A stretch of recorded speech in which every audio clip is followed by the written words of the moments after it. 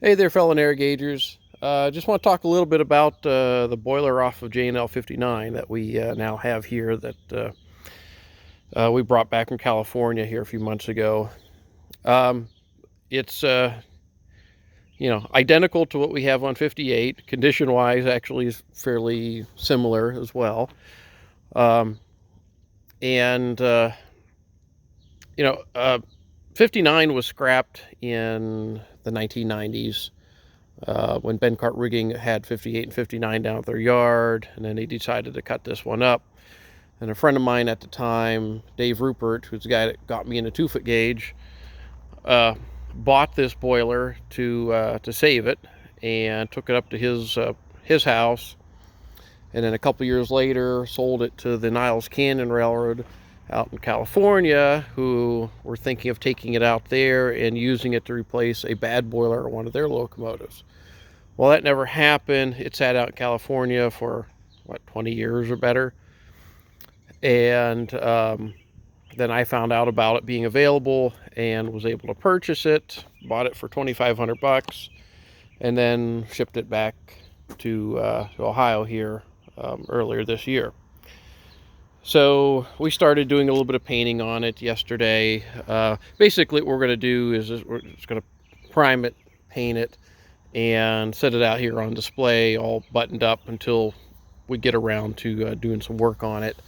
The ultimate goal is for this boiler probably to be swapped out and put on 58, with that boiler being taken off and then used on one of the other 2 locomotives that we plan to restore to operation.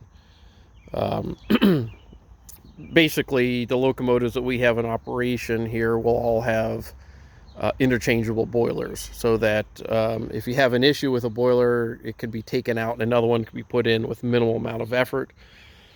So if you get an issue where we have to do some work on one of these boilers and you send it out to boiler shop to do it, well, we're not out of business while it's gone. We just put another boiler on the frame and then put the engine back together. So it's kind of the British way of doing things. So there's a few things on this boiler that's different than 58. This one actually has the original fire door. Ours did not. It was missing. So that's good. At least we know what it looks like. The new one that we made, without seeing the original one, actually came up pretty darn close to what this one looks like. This one here also, you can just about make out the clover leaf or the ASME stamp, and there's some numbers on here as well. There's not a full set of numbers so that we can get the basically what they call the boiler birth certificate from the ASME, but that's nice that there's some of the data on there regardless. Generally the boiler is just identical. I mean, the same issues on this one are the same issues we had on 58. Basically, the the smoke box was rotted away. The front, the bottom half of the front tube sheets thin.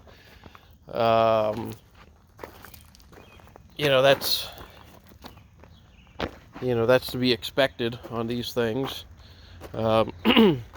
We started painting it yesterday. We're going to lay it on its side. I'll paint the belly, paint the dome, and stand it back up, and it'll go out next to the building as a bit of a display. Here's something that we found. Notice all the cracks here in the smokestack? So that was, rust getting between the bolt and the hole here, and putting enough pressure on to basically start cracking this, and doing it in 3 places. So I'm not going to do much of anything with this right now other than take those bolts out and we'll paint it, put it back together. But someday we might have to do a little bit of repair on that. So not much else to say here other than I think it's pretty decent spare to have. I'm glad that we have it here, and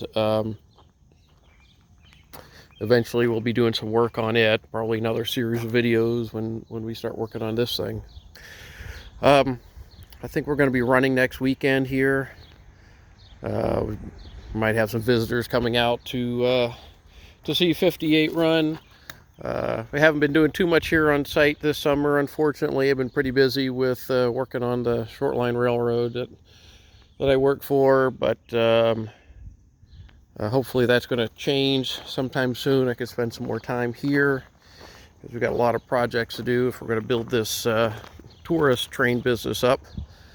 The track is ready to go right there for the Canadian porters. I really haven't checked what's going on with getting into Canada yet, but that's going to be the next thing on my list because we need to get those things here soon. So, all right, everyone. Sorry for taking so long between videos, but just been busy. Way too busy to pull out the camera and shoot anything. But maybe we'll throw a video online after next week's operating session. All right, everyone. Take care.